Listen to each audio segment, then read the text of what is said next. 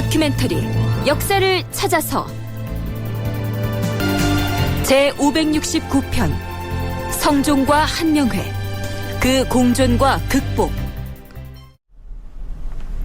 전하, 한명회는 자신의 별장인 압구정에 중국 사신을 초대하여 스스로 위세를 뽐내려고 정자에 장막을 쳐달라, 처마를 늘려달라 이렇게 추청하였다가 거절당하자 이제는 아내가 아프다는 핑계를 대고 사신을 위한 환영잔치에 참석 못하겠다고 한 것이옵니다. 이는 신하로서 해서는 아니 될 일이오며 전하를 능멸하는 처사이옵니다. 엄중히 죄를 물어야 하옵니다. 과인이 생각하기에도 이번 일은 한명회가 잘못하였도다. 예전에 북경에 갈 때에는 아내의 병이 심하여 거의 죽게 되었는데도 부득불 갔었는데 겨우 하루 동안 사신을 위한 환영잔치에 참여하는 일을 아내의 병 때문에 사양하는 것이 옳겠는가? 아무리 과인이 어진 임금이 아니라고 해도 신하의 도리가 어찌 이러할 수 있겠는가? 강가에 질비한 별장이 문제이옵니다. 과인은 강가에다 정자를 지은 자가 누구인지 알지 못하겠다. 만일 이번에 한명의 청을 받아들여서 중국 사신을 압구정으로 불러놀게 하면 그들은 반드시 강을 따라 두루 돌아다니면서 놀자고 할 것이고 뒤에 사신으로 오는 자도 다 이것을 본떠서 유람을 일삼을 것이니 그 배단이 어찌 끝이 있겠는가? 강가에 있는 개인 별장들을 모조리 헐어버리라. 한명의 죄를 물어야 하옵니다. 한명회를 국문하게 하시옵소서. 한명회를 국문하라. 이때가 성종 12년인데요. 그러니까 성종이 수렴청정에서 벗어나서 친정을 실시한 지도 이미 5년이 지난 뒤였습니다. 앞에서 대간이 한명회를 탄핵하는 장면, 그리고 마침내 성종이 한명회를 국문하도록 명하는 장면을 소개했는데요. 한명회가 누굽니까? 성종의 할아버지인 수양대군이 계유정난을 일으킬 때 중추적인 역할을 수행해서 세조의 집권에 결정적인 역할을 했던 공신일 뿐만 아니라 어린 성종이 즉위했을 때에는 원상으로서 국정을 주도했던 국법보다도 강력한 권세를 누려온 그런 인물이었습니다. 그런 한명회에 대해서 성종이 국문을 하라고 명했다는 것은 한마디로 말하면 이제는 한명회도 예전의 한명회가 아니며 성종도 예전의 성종이 아니다, 이런 점을 보여준 사건이라고 할 수 있겠죠. 물론 겉으로 드러난 문제는 한명회가 중국 사신을 자신의 별장인 압구정으로 초대해서 한강 유람을 겸한 잔치를 벌임으로써 세의를 과시하려고 무리를 했던 것이 발단이 됐죠. 성종 입장에서는 개인의 문제에 국가의 기물을 갖다 쓰겠다, 그것도 왕을 상징하는 기물을 갖다 쓰겠다라고 하는 것은 허용할 수 없다라고 해서 거절을 한 것이고, 거기에 대해서 이제 한명의 입장에는 나는 나란 일을 하고 있는데 왜 안 도와주느냐라고 하면서 이제 약간 기분이 상했다라고 볼 수가 있는 거죠. 그래서 꿔팅 건데 약간 좀 도를 넘은 거죠. 그래서 이제 그 성종 입장에서는 이제 그 압구정에 좁아서 못하겠으면 거기 사지 마라, 제천정에 사면 된다 라고 이렇게 나왔던 거고, 그러니까 거기에 대해서 한명회도 기분이 상하니까 그럼 우리 처가 아파서 못 간다. 서울대 규장과 강문식 학예연구사의 얘기 들어봤습니다. 한명회가 국가의 기물을 개인적으로 갖다 쓰려고 했다 하는 얘기는 지난 시간에 소개했죠. 한명회가 자신의 개인 별장인 압구정에 국왕이 사용하는 용봉차이를 갖다 쓰겠다는 등의 무리한 요구를 했던 상황을 말합니다. 성종실록 편찬에 참여했던 사관은 한명회의 이러한 행태에 대해서 다음과 같이 비판적인 평을 덧붙이고 있습니다. 당초에 한명회가 북경에 갈 때에 임금이 특별히 한명회를 불러 계칙하였다. 이번에 북경에 가거든 혹시라도 환관 정동에게 먼저 접근하여 통하지 말 것이며, 또한 선물로 가져간 활과 화살을 그에게 바치지 말도록 하시오. 그랬는데 한명회는 통주에 이르자마자 통사 장효화를 시켜서 가장 먼저 정동에게 알렸고, 그를 사사로이 만나 활과 화살을 바치려 하므로 함께 간 부사 이승소가 말렸으나 한명회는 듣지 않았다. 한명회는 이외에도 가져간 물품들을 사사로이 풍부하게 바쳐서 황제의 뜻을 기쁘게 하고 정동의 욕심을 채워줌으로써 상을 많이 받아가지고 돌아와 남에게 자랑하였다. 그리고 드디어 정동이 사신으로 오자 그를 압구정으로 초대하여 자신의 위세를 뽐내려 하였으나 그 뜻을 이루지 못하고 탄핵을 당하기에 이른 것이다.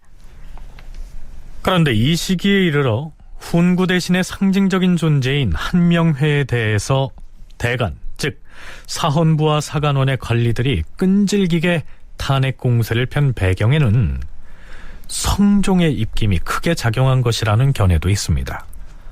한국학중앙연구원 정혜운 선임연구원의 얘기 들어보시죠. 성종은 본인의 왕권 강화를 위해서 대간들의 세력을 많이 키웁니다. 당시 그 대간들의 주요 역할은 바로 성종이 자기의 왕권에 걸림돌이 된다고 생각했던 그 대신들을 탄핵하는 그러한 일이었습니다. 그래서 당시에 그 대신들을 탄핵하는 그러한 자리에서는 늘 신진 세력과 그다음에 그 대신들을 옹호하는 그 세력들 간의 대립이 상당히 많이 첨예하게 드러나는 장이라고 말씀드릴 수 있습니다. 성종 12년 6월 26일 성종은 드디어 사헌부의 교지를 내려서 이렇게 명합니다. 상당 부원군 한명에는 과인에 대하여 문득 분한 마음을 일으켜 거짓으로 아내의 병을 핑계하면서 제청전에서 열리는 사신 환영연에 결코 참여할 수 없다고 하였으니 이는 매우 무례한 행위이다. 사헌부는 한명회를 추국하고 그 결과를 아뢰라. 드디어 한명회에 대한 추국이 시작됩니다. 일반적으로 추국을 한다는 말은 임금의 특명에 의해서 죄인을 의군부에 하옥한 다음 혹독하게 신문을 하는 것을 말하는데요. 그렇다면 한명회도 칼을 쓴 채로 의군부에 갇힌 상태에서 신문을 받게 될까요? 아니었습니다. 성종 12년 6월 30일에 열린 경연에서 대사관 강자평 등은 한명회에 대한 신문 방식에 대해서 이의를 제기합니다. 전하, 한명회는 당초에 중국 사신을 자신의 정자인 압구정에 초대하여 스스로의 권세를 뽐내 보이려다가 뜻대로 되지 않아 아내의 병을 핑계대고 사신이 참여한 행사에 참여하길 거부하였사오니 전하에 대하여 분한 마음을 품은 것이 분명하옵니다. 공함으로는 실정을 알아낼 수 없사오니 의금부에 내리시옵소서. 그리하시옵소서. 신하의 죄로서 임금에 대한 무례보다 큰 것이 없사옵니다. 그러니 한명회는 옥에 나아가 형장을 맞다가 죽더라도 자신의 무례한 죄를 승복하지 않을 것이옵니다. 전하, 만일 앞으로 자신의 권세를 믿고 함부로 날뛰는 신하가 있다면 어찌 제 집에 편안히 앉혀서 국문할 수 있겠사옵니까? 그러니까 대사관 강자평을 비롯한 대간들이 한명회에 대한 신문 방식을 놓고 토로하고 있는 불만은 한명회를 마땅히 의군부에 가두어 놓고 신문을 해야 할 터인데 집에서 편하게 지내게 한 상태에서 공함만을 하고 있으니 그래가지고 어떻게 죄상을 소상히 밝힐 수 있겠느냐, 이러한 내용입니다. 여기서 공함이란 공적인 일에 관해서 주고받는 편지를 일컫는 말입니다. 요즘도 이른바 힘있는 피의자에 대해서는 소환조차 하지 않고 서면조사만을 실시해서 이 사법당국이 비판을 받는 사례가 덜어 있지 않습니까? 당시 한명회에 대한 조사가 그런 식으로 진행돼서 대간의 비판을 받았던 모양입니다. 하지만 그 대상이 한명회인 이상 그의 죄를 물어서 공함 형식이나마 조사를 하는 등 논죄의 절차를 진행했다는 사실만으로도 성종으로서는 매우 강력하게 대응했다고 봐야 한다. 강문식 학예연구사의 견해가 그러합니다. 성종의 입장에서도 이제 국가의 원로이고 할아버지 때 오랜 공신이고 그다음에 또 자기 장인이기도 하기 때문에 웬만한 선에서는 다 이제 적당히 무마하고 넘어갔다라고 볼 수가 있는데, 이번 문제에 관해서는 어떻게 보면 이제 왕의 권위에 대해서 정면으로 도전했다라고 볼 수가 있는 것이죠. 그러니까 한명회는 뭐 어떻게 보면 내가 세운 왕이고 그 사위이기도 했고 이미 뭐 딸은 죽었지만, 그렇기 때문에 이제 이 정도까지 해도 문제가 없다라고 생각했는지 모르겠지만, 성종의 입장에서는 아직 자기가 이제 이미 성년이 돼서 친정을 한 지가 뭐 벌써 한 6, 7년 된 상황인데, 지금의 상황까지 이제 한명회가 이런 식으로 나오는 것은 문제가 있다, 왕권에 대한 도전이다라고 판단을 해서 상당히 강력하게 대응을 했다라고 볼 수가 있죠. 7월 1일 드디어 사헌부에서 한명회에 대한 구간, 요즘식으로 말하면 진술조서를 올려서 보고를 하자 성종은 이렇게 말합니다. 한명의 죄는 말할 수 없이 크지만 그는 원로 훈신이고 과인 역시 그의 은혜를 입은 바 있으니 다만 직첩을 거두고 성 밖에 부처하는 것이 어떠한가. 의정부의 의견을 구하도록 하라. 직첩을 거둔다는 것은 물론 벼슬아치로서의 임명장을 회수한다는 뜻이고요. 부처한다는 말은 거주지를 한정해서 지내게 하는 일종의 귀양살이를 말합니다. 그런데 의정부 대신들의 견해는 대간과는 달랐습니다.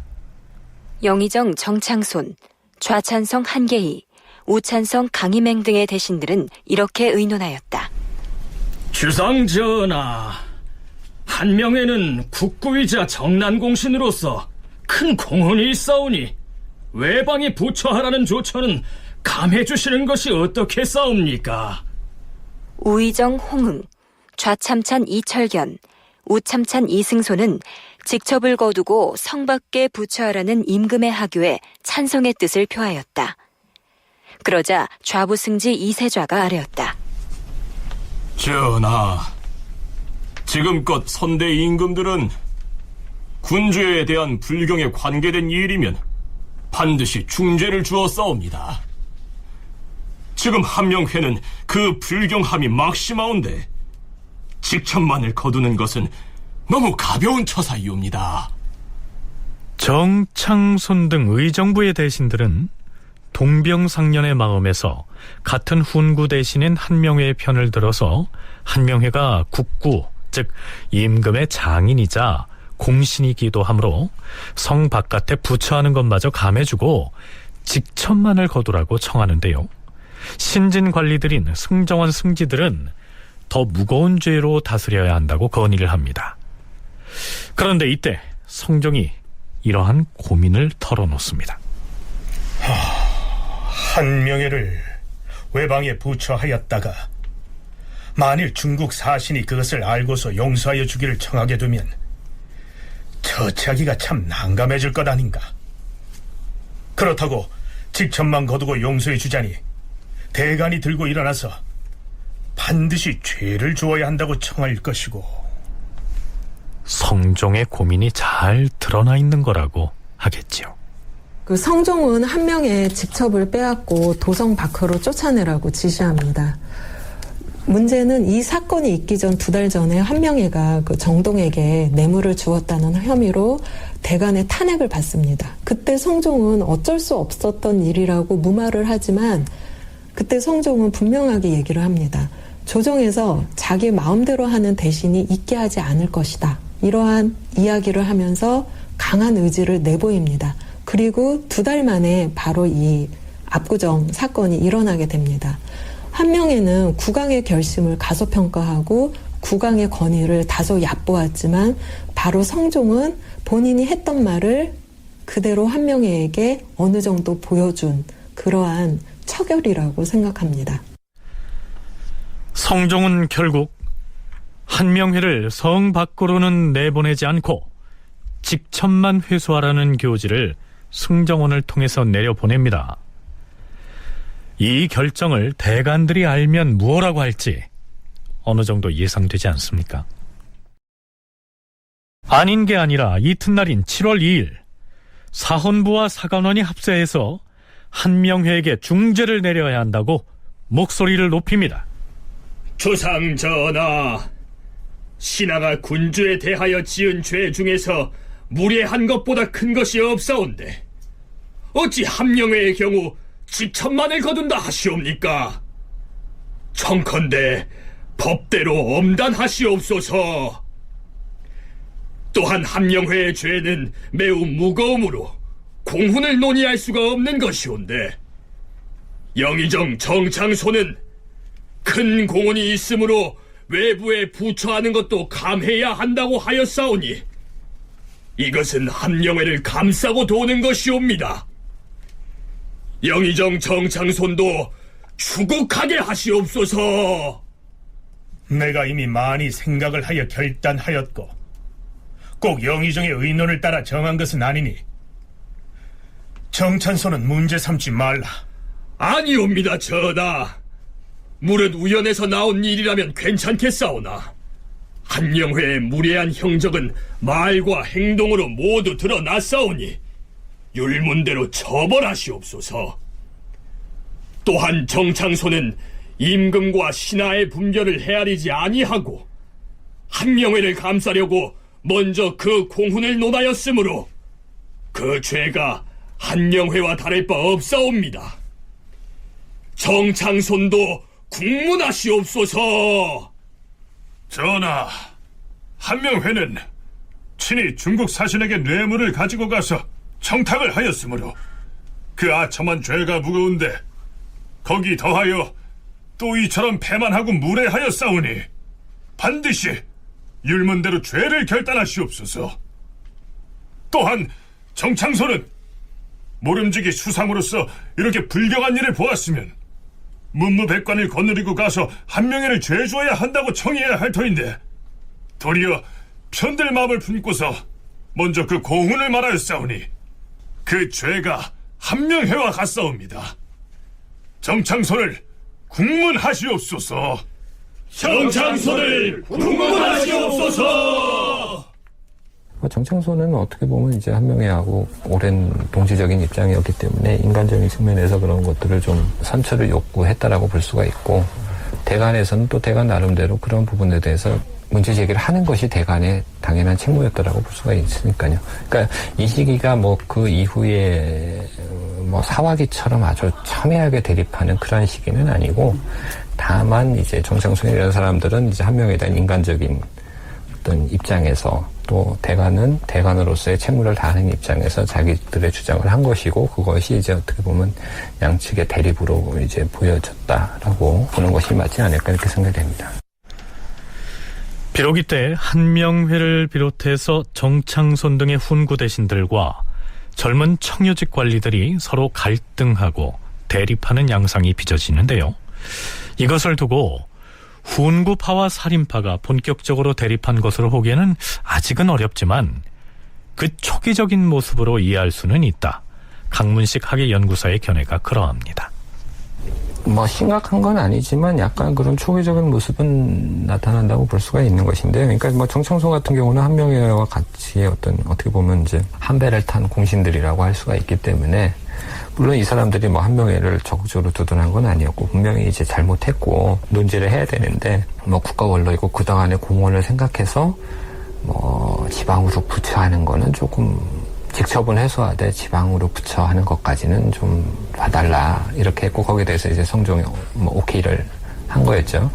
그런데 이제 거기에 대해서 이제 그 대간에서 그럴 수가 있는가, 이런 불경죄를 정한 사람을 그렇게 가볍게 처리하면 안 되고 정창손이 재상에 위치했으면 앞장서서 처벌을 요구를 해야 되는데 어떻게 경감을 요구할 수 있느냐라고 하면서 이제 탄핵을 한 건데요. 어찌됐든 영의정인 정창손은 한명회와 같은 원로 대신의 처지에서 가벼운 처벌을 주청했다가 대간의 탄핵을 받는 처지로 몰리고 말았는데요. 그는 7월 3일에 성종을 아련하고서 전하, 신이 한명회를 구호하였다 하여 대간이 논박을 하고 있사오니 피혐을 하겠사옵니다. 한이 될 일이요. 영상은 피혐을 하지 마시오. 피혐이란 관리가 사헌부로부터 혐의를 받을 경우 그 혐의가 풀릴 때까지 벼슬을 내려놓고 대기하는 것을 일컫습니다. 다음 날인 7월 4일에도 대간에서는 한명회를 중형에 처해야 한다는 주장과 더불어서 한명회의 선처를 주청했던 한계희와 강희맹까지 그 죄를 물어야 한다고 탄핵 공세를 이어갑니다. 어찌됐든 한명회는 일단 직첩을 회수당한 상태였는데요. 이때 환관 정동을 비롯한 중국의 사신이 서울에 머물고 있었습니다. 주상 전하, 좌부승지 이제자이옵니다. 들라.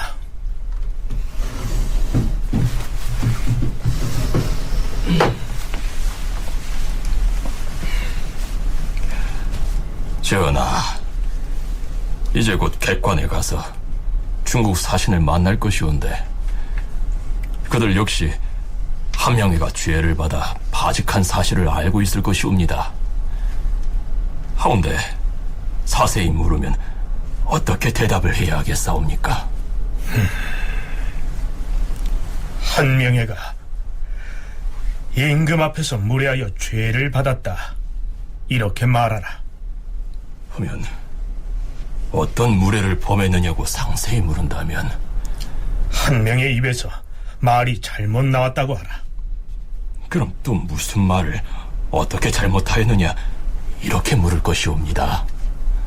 중국 사신 일행을 압구정에 초대하여 놀고자 하였는데 한명회가 사고를 핑계대고 가지 않으려 하였고 과인이 다시 가라고 명하였으나 이번에는 아내가 앓는다고 핑계를 대고 왕명을 위배하였으므로 이 때문에 죄를 받았다, 이렇게 말하라. 그리하겠사옵니다, 전하. 그리고 열흘 뒤에 경회로에서 중국 사신을 위로하기 위한 연회가 열립니다. 중국 사신 정동은 명나라 황제의 생일을 축하하기 위해서 파견할 사신, 즉 성절사로 누구를 보낼 것인지에 대해서 관심을 보이죠.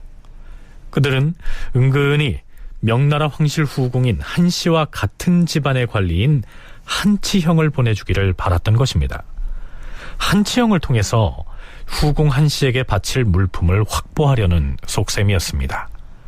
하지만 그들의 검은 속셈을 성종은 이미 훤히 꿰고 있었습니다. 자, 대인께서 과인의 술을 한 잔 받으시오.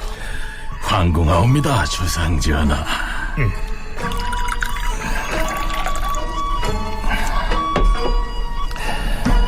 하운데 전하, 이번 황제폐하의 탄일에는 누가 성절사로 가는지요? 공조 판서 신생산이 갈 것이요. 어찌하여 한치형은 가지 않는 것입니까? 한치형은 병든 어미를 살펴야 하므로 가지 못하오. 비록 어미가 아프더라도 폐하께서 한치형을 보내주기를 바라고 계시온데 어찌하겠사옵니까? 그 어미의 병이 뜸하면 보내겠으나 그렇지 않으면 보낼 수 없어. 하면 요즘 한명회를 통볼 수가 없으니 그것은 무슨 까닭입니까? 한명회는 죄가 있어서 파직되었어. 한명회는 훈구 대신 아닙니까? 죄가 크지 않으면 용서하시지요. 한명의 죄는 무례에 관계되므로 용서를 할 수가 없소이다. 성종이 모처럼 중국 사신에게 호락호락하지 않은 모습을 보이는 장면입니다. 이후로도 한명회에게 더 무거운 벌을 내려야 한다는 대간의 상언 상소가 그치지 않습니다만 그만 생략하기로 하지요. 자, 그렇다면 이후의 한명회는 어떻게 됐을까요? 성종 12년 11월 17일 임금이 이주와 병조의 교지를 내려서 한명회, 채수, 변수, 성현, 이공, 이세필 등의 직첩을 돌려주게 하였다. 그러니까 한명회는 요즘식으로 말하면 불경죄에 해당하는 임금에 대한 무례의 죄로서 직첩을 회수당했지만 넉 달 만에 다시 이를 돌려받고서 원상태로 복귀한 것입니다. 강문식, 정혜운 두 전공학자의 얘기 차례로 들어보시겠습니다. 대부분의 왕들이 어떤 원로 대신들에 대해서 뭔가 이제 처벌을 해야 되거나 뭐 해야 될 때 대부분 이런 방식을 취해요. 그 당시에는 직접 회수하고 뭔가 처벌을 했다가 뭐 일정 시간이 지나면 그게 뭐 이렇게 막 오랜 시간도 아니고 몇 달 지나면 이제 직첩을 다시 돌려주고 복귀를 시키는 게 일상적입니다. 그러니까 무슨 정말 영모죄라든가 뭐 이렇게 뭐 국가를 전복시키는 아주 심각한 죄가 아닌 이상은 이런 식으로 정리를 해서 그 나름대로 어떤 원로 대신들의 어떤 그 잘못된 행동에 대해서 처벌도 하면서 나름대로 또 그 사람들의 면도 세워주는 그런 방식으로 운영을 하기 때문에 이것이 뭐 그렇게 특별한 한명에 대해서 특별히 우대를 했다라거나 그렇게 볼 수 있는 상황은 아니고요. 성종은 압구정 사건이 일어났을 때 한명회의 직첩을 빼앗고 도성 밖으로 내쫓으라고 지시를 합니다. 하지만 얼마 지나지 않아서 성종은 또다시 그 결정을 번복하게 됩니다.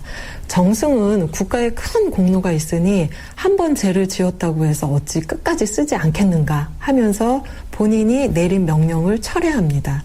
바로 넉 달 만에 한명회가 훈구대신임을 상기시키고 복직시킵니다. 그런데 저는 이것은 대단히 중요한 변화라고 생각합니다.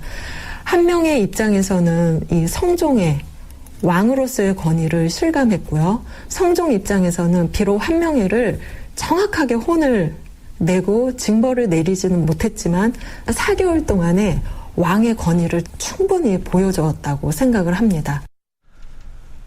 한명회가 비록 4개월이라고 하는 짧은 기간 동안 벼슬길에서 물러나 있다가 바로 복귀했지만 이제 한명회의 권력은 많이 약화됐고 그 반면에 성종의 왕권은 한명회 등 훈구 세력들의 입김에 휘둘리던 상황과는 비교할 수가 없을 만큼 독자적인 기반을 갖추게 된 것입니다. 그렇게 되기까지는 성종이 육성해온 대간의 세력이 왕성해져서 훈구 대신들을 만만치 않게 견제했던 것이 그 바탕이 됐다고 할 수 있겠죠. 자, 이제 시간을 2년여쯤 뒤로 돌려보겠습니다. 성종 14년 1월 4일 임금이 명을 내려 영돈령 이상의 종친과 의정부, 육조의 당상관을 모두 모이게 하였다. 주상 전하납시오.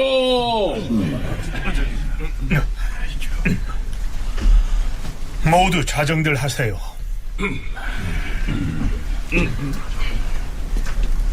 과인이 경들을 모두 모이라 한 것은 세자 책봉에 관한 일을 의논하기 위함이요. 옛일을 상고해 보건대 본래 원자가 8살이 되면 세자로 봉하는 것이 예인데 이제 우리 원자의 나이가 이미 8살이 되었으므로 세자로서 그 명의를 정할 때가 되었소. 그런데 전에 명나라 황제로부터 온 조서에 의하면 만약 주청할 일이 있거든 모름지기 한명회를 보내라 라고 하였는데 지금 정승이 아무런 탈이 없으니 명나라에 보낼 만하다고 생각하는데 경들의 뜻은 어떠하오? 네, 참고로 이때 한명회의 나이는 만으로 68살이었고요. 이때 8살이 된 원자는 뒷날에 연산군이 됩니다. 영의정 정창손 등 일부 대신들은 이렇게 말합니다. 전하, 세자 책봉을 청하는 것은 빨리 거행하는 것이 마땅하옵니다. 그러나 이를 주청할 때에 인주라는 회답의 직서를 겸하여 청해서 사자에게 바로 붙여보내게 하면 저절로 폐단이 없을 것이옵니다. 만약 그 일로 중국 사신이 오게 되면 흉년에 접대하는 폐단이 작지 않을 것이옵니다. 또한 성지를 받들어서 한명회를 보내야 하는 것은 피할 수 없을 듯하옵니다. 그러나 만약에 진짜 성지가 아니라 그것이 정동의 술책이라면 후세의 웃음거리가 될까 두렵사옵니다. 정창손의 얘기는 첫째, 세자 책봉 사신을 중국에 보내면 그 사신이 아예 황제로부터 책봉 칙서까지 받아가지고 오게 해야지 중국 사신이 책봉문을 가지고 다시 조선에 오면 접대 비용만 많이 든다, 이런 내용이고요. 또 한 가지는 중국 황제가 조서에서 한명회를 보내라 라고 했다는데 그것이 진짜 성지, 즉 황제의 뜻이 아니고 중간에 정동이라는 환관이 농간을 부린 것이라면 웃음거리가 될 것이다, 이런 얘기입니다. 노사신과 강희맹의 얘기도 들어보시죠. 전하, 한영회는 중국 황제한테는 외국의 일개 신하에 불과합니다. 비록 한영회가 일찍이 중국 조정에 들어갔었다 하더라도 황제가 어찌 지금까지 기억하고 못 잊어 하겠사옵니까? 이는 반드시 정동이 중간에서 한 짓인 듯 보이옵니다. 이것은 작은 일이므로 거기 따라도 무방하겠으나 이 뒤로 이보다 큰 일이 있을 때 그 또한 황제의 뜻이라고 속인다면 하나하나 들어주고 따르겠사옵니까? 또 세자 책봉을 청하는 것은 반드시 한영회가 가야만 인준을 얻는 것도 아니옵니다. 주상 전하, 중국에서 한명회를 들여보내는 일을 이미 황제의 뜻, 곧 성지라고 말하였으면 일단 믿고 보내야 할 것이옵니다. 그것이 옳지 않은 것이라고 미리 탐지하여 안 보낼 수는 없사옵니다. 또 정동이 말하기를 한명회가 들어오면 별도로 물품을 바치지 않아도 된다고 하였사오니 우선 그 말에 따라야 할 것이옵니다. 자, 글쎄요. 명나라 황제가 조선의 한명회를 특별히 기억하고 있다가 딴 사람 말고 반드시 한명회를 사신으로 보내라고 했을까요? 한명회와 유착해서 물품을 받고 했던 이 정동과 후궁 한씨의 농간이 아닐까요? 그렇다면 정작 본인인 한명회는 어떤 반응을 보였을까요? 전하, 신하가 군주의 명령에 대해서는 물불을 감히 가리지 않는 것이옵니다. 더구나 세자 책봉을 청하러 가는 것은 신하의 영광일진데 신이 어찌 감히 사양하겠사옵니까? 다만 신의 나이 이제 곧 70세가 되오니 어명을 욕되게 할까 두려울 뿐이옵니다. 이른이 다 된 나이에도 불구하고 한명회는 세자 책봉을 청하는 사신으로 북경에 직접 가겠다고 나섭니다. 사실은 뭐 정동이 한명회를 지명했던 건 몇 대뿐만 아니라 그 앞서서도 한 차례도 그런 일이 있었고요. 그래서 그 성종 입장에서는 뭐 어떻게 보면 상당히 기분이 나쁠 수도 있는 문제이긴 한데 어쨌든 그 당시에 뭐 세자 책봉도 굉장히 중요한 문제이고 이런 문제를 해결하기 위해서는 어떤 정동이라든가 또 그 뒤에 있는 뭐 후궁 한씨 이런 사람들의 도움을 받지 않을 수 없는 것이고 그러기 위해서는 또 한명회라는 존재가 필요했기 때문에 이제 한명회를 이제 사신으로 파견을 했다라고 볼 수가 있고 한명회 입장에서는 이때가 꽤 고령이었음에도 불구하고 어떻게 보면 이제 다시 한번 또 자신의 입지를 확보하기 위한 그러한 어떤 목적에서 이 사행을 받아들였다라고 볼 수 있을 것 같습니다. 다음 날 낮에 여는 경연, 즉 주강에 참여했던 성종이 강자평, 이쇠자 등에게 한명회를 세자 책봉 사신으로 보내는 문제를 의논을 하는데요. 승지들은 이렇게 말합니다. 전하, 중국에서 보낸 조서에 한명회를 들여보내라고 한 일은 반드시 정동이라는 환관의 계책일 것이옵니다. 하지만 지금 황제가 오직 정동의 말만 듣는다 하온데 만약 한명회를 보내지 아니하면 정동이 노여워하여 거짓말을 꾸며서 다른 비원고를 만들 것이 틀림없사옵니다. 어찌되었든 황제의 명령도 있고 또한 상당 보원군도 건강에 이상이 없으니 이번 사행은 상당 보원군에게 맡길 것이다. 결국 한명회가 세자 책봉 사절로 결정됩니다. 아마도 나이로 봐서 마지막 사행길이 될 것 같은데요. 한명회는 세자 책봉이라는 임무를 무난히 수행함으로써 다시 한번 권력의 의지를 불태울 수가 있을까요? 그런데 한명회는 사행길을 떠나기 전에 또 한 번 성종의 심기를 건드리는 사건을 만들어냅니다. 한명회가 성종을 아련하고 승정원으로 물러나오는데요.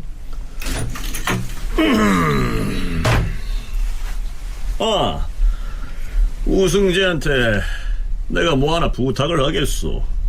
예, 부원군 나리 말씀하십시오.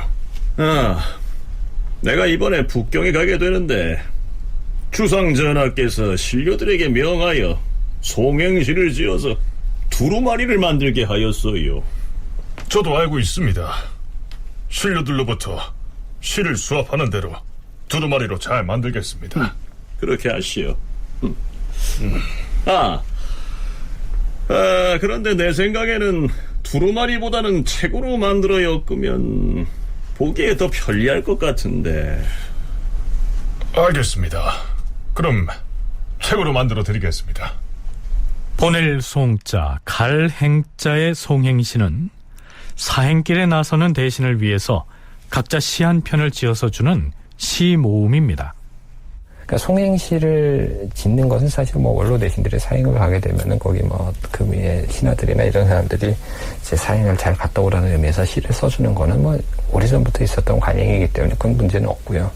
이제 성종은 이제 그 시 다 모으면 두루마리로 만들어서 줘라.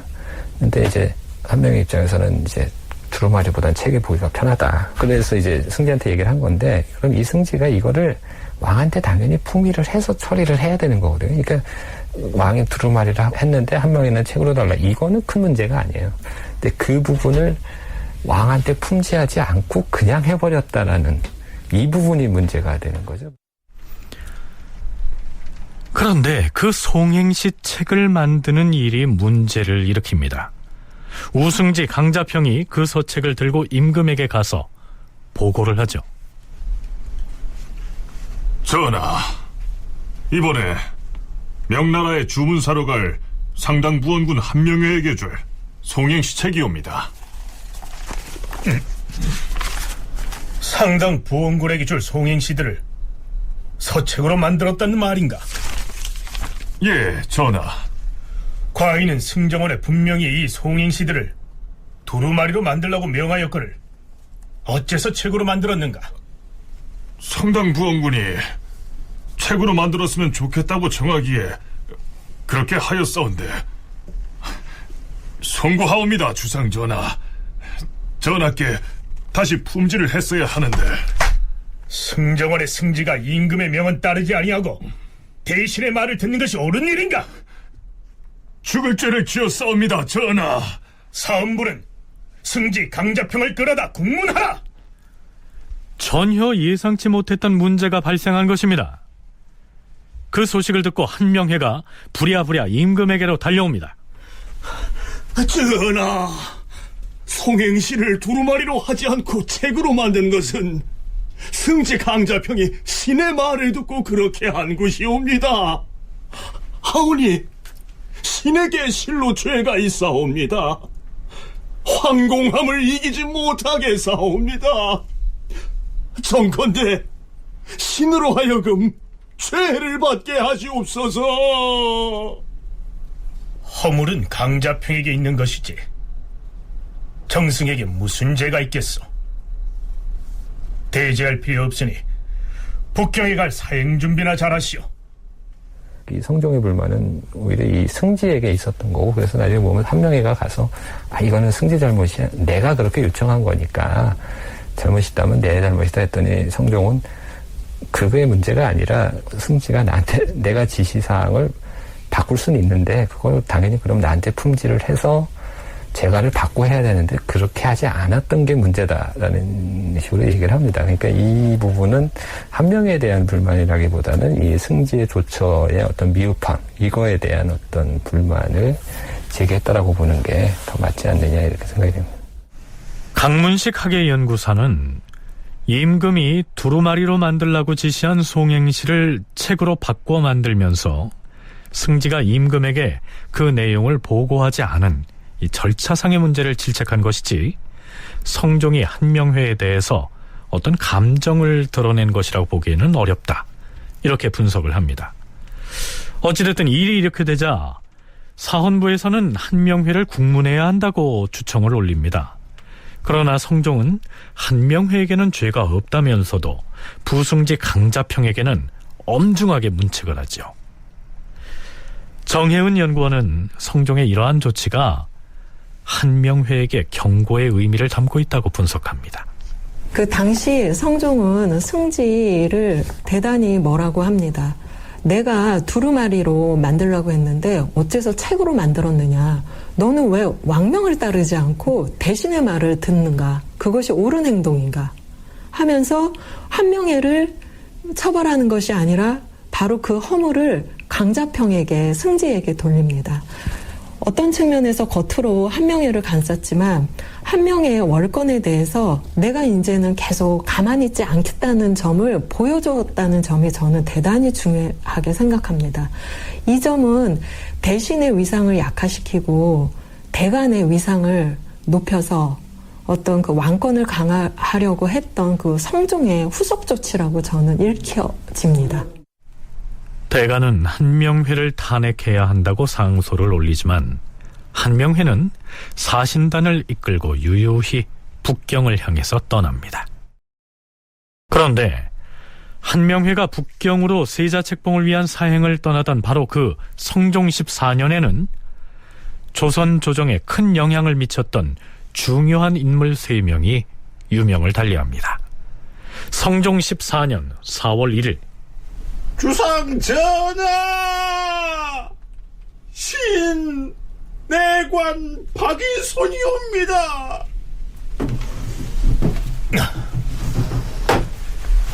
아니 너는 대비마마와 함께 온양온천에 갔던 그 내관이 아니냐? 그러하옵니다.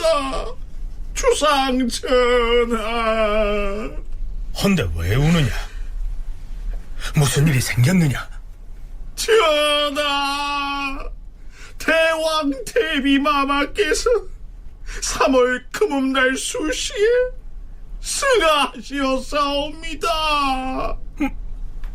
뭐라? 대왕 대비 할마마마가 돌아가셨다는 말이냐? 대왕 대비마마! 대왕 대비마마!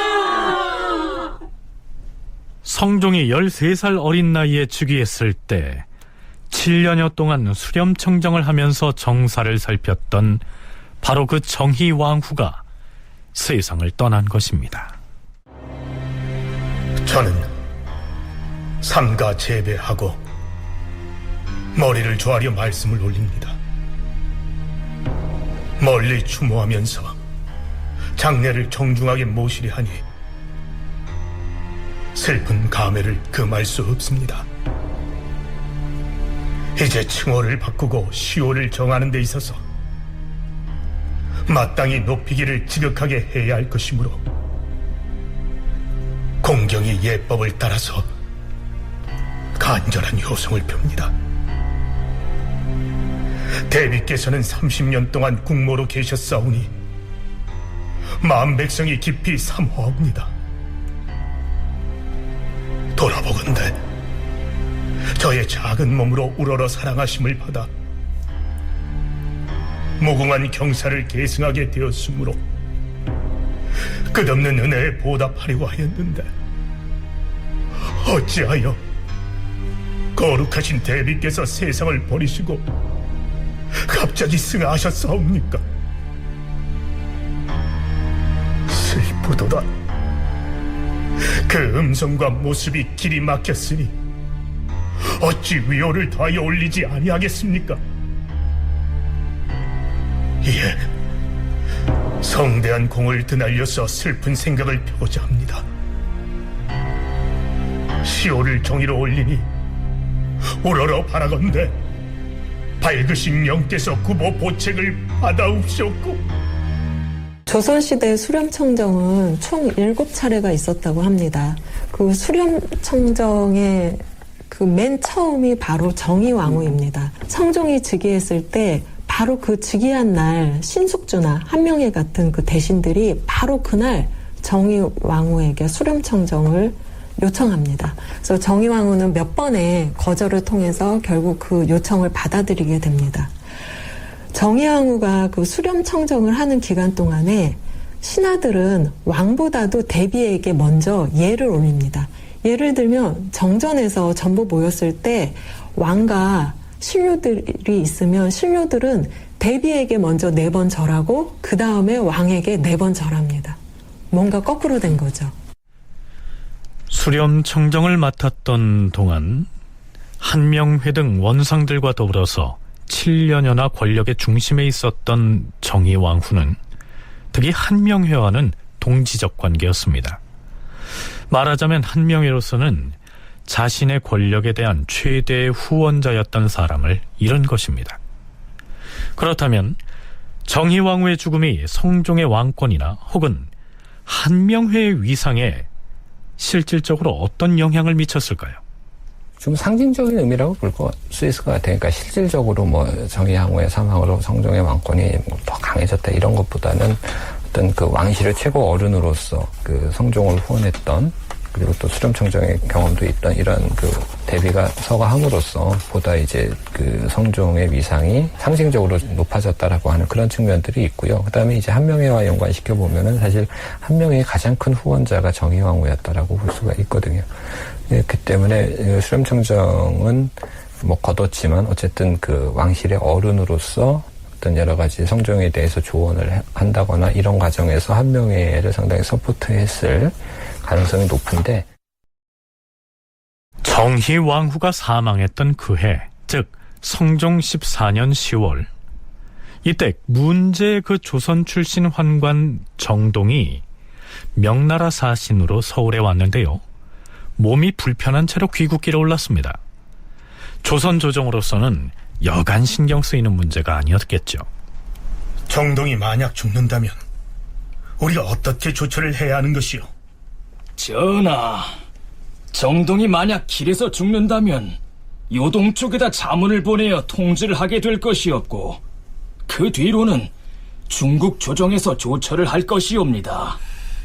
정동은 우리나라의 사신으로 와서 사신으로서의 임무를 이미 완수하였사오니 중도에서 죽으면 우리가 시신 염습을 한 다음에 의식에 맞춰서 요동에 자문을 보내고 중국에서 전달되어 오는 주문에 따라 처결하면 될 것이옵니다. 그리하면 본국으로서는 예의에 어긋남이 없고 또한 후환이 없을 것이옵니다. 조선 조정에서는 중국 사신이 귀국길에 사망하는 전례가 없던 사태가 발생할까봐 걱정을 하고 있었는데요. 전하, 중국 태감 정동이 귀국길에 황주에서 사망하였사옵니다. 환관 정동이 황해도 황주에서 목숨을 거둔 것입니다. 그런데 정동과 앞서거니 뒤서거니 또 한 사람이 사망합니다. 조선 출신으로서 명나라 황실의 후궁으로 들어가서 정동과 더불어서 조선에 끊임없이 별도의 물품을 진원하도록 괴롭혔던 그 한씨가 세상을 떠납니다. 사람의 사망 소식을 반갑다고 할 수 없겠지만요, 정동과 한씨가 죽고 나자 조선 조정은 마치 알터니가 빠진 듯한 분위기입니다. 황제에게 공식적으로 바치는 곡물 말고도 별도로 진원해야 하는 물품, 즉 별언을 근절할 수 있는 절호의 기회를 맞은 것이죠. 전하, 이제 명나라 황실 후궁이었던 한씨가 이미 죽었고 정동도 죽었사오니 이제야말로 별언을 그만둘 수 있는 때이옵니다. 그렇사옵니다. 한번 그 기회를 잃으면 만세에 배단을 끼쳐서 후회하여도 소용이 없을 것이옵니다. 앞으로도 명나라의 또 다른 환관에게 뇌물을 주어서 무엇인가 면제하기를 요구하면 면제를 얻지도 못하고 도리어 다른 환관들의 탐욕하는 마음만 키울 것이오니 이는 매우 옳지 못하옵니다. 만일 저들의 공물을 달라는 요구에 끊임없이 응하기 시작하면 그 형세를 이어갈 수가 없게 되옵니다. 비록 황제의 명이 중할지라도 우리 백성이 입는 피해가 막심하니 자손 만대의 계책을 위하여 신중해야 할 것이옵니다. 이제 후궁 한씨와 환관 정동이 죽었으니 별언을 바치는 것은 당장 그만두더라도 가할 듯하옵니다. 신은 생각건대 내년에 황제의 생일을 할애하러 가는 성절사는 매우 간략한 수량만을 가지고 가서 바치게 해야 할 것이옵니다. 과인은 경들의 의논을 모두 옳게 여기고 있습니다. 다만 중국 조정에서 만약 묻기를 칙서에 쓰여있는 물목을 어찌하여 다 바치지 아니하느냐 이렇게 물으면 어떻게 대답해야 하지요? 앞으로 우리나라의 사신으로 올 명나라 환관 김흥에게 우리 조정의 방침을 상세히 설명하여서 그 배단을 고쳐야 할 것이옵니다. 앞으로는 간략하게 토산물을 갖추어서 보내고 상아 등의 귀한 물건은 보내지 아니하는 것이 좋겠사옵니다. 우리는 앞에서 압구정 사건을 비롯해서 한명회의 위상과 권력이 어떻게 부침을 겪어왔는지를 살펴봤습니다. 정의왕후와 환관 정동, 그리고 명나라 황실의 후궁 한씨가 모두 사망해버린 성종 14년 이후에는 한명회의 권력도 쇠락의 길을 걷게 됩니다. 한명회로서는 자신을 후원할 수 있는 최후의 보루가 이제 사망을 했기 때문에 이 14년 이후에 한명회는 이제 성종 18년에 사망할 때까지 뚜렷한 행적은 거의 없거든요. 그러니까는 어떻게 보면 한명회 입장에서는 이제 완전하게 자신의 어떤 그 후원자를 상실한 그런 모습이라고 볼 수가 있고, 실제로 이때 이제 정의왕후도 사망하고, 그 다음에 그 앞서 그 중국의 연결고리였던 그 후궁 한씨, 그 다음에 정동 다 이때 거의 동시적으로 다 사망을 해요. 그렇기 때문에 그런 부분들이 이제 한명회 입장에서는 이제 어떻게 보면 더 이상 재개할 만한 발판을 잃어버린 그러한 상황이 됐다라고 볼 수가 있죠. 한명회는 그 뒤로도 4년 정도를 더 살다가 성종 18년에 세상을 떠나게 됩니다.